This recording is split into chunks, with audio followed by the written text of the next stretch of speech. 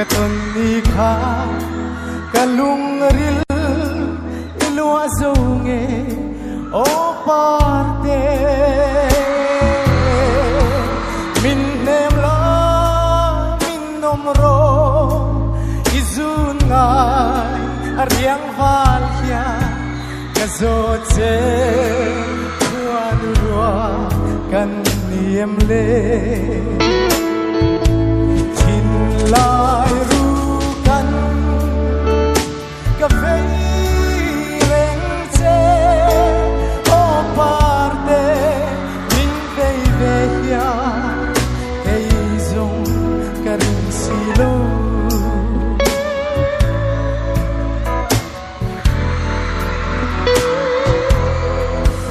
kalung kham o chaniangi inrun sa kabel ngam lo achianga len dun hi gangak le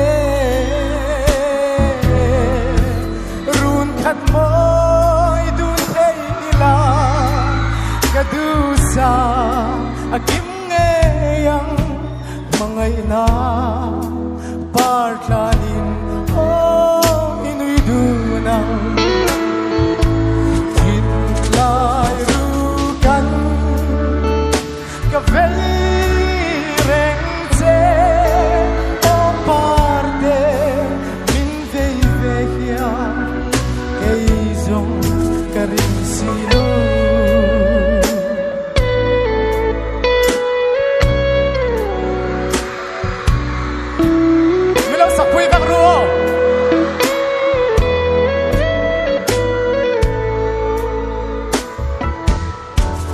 kalung kham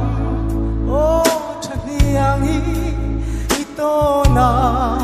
kathon lungru achianga len dun hi remve thi se run khat moi dun ei la kadusa akim nge yang mangai na partlanin o inui dunang kan bai lo tin lai rukan ka vei rengce o parte min vei vehia keizong karin silo min vei vehia keizong Kalome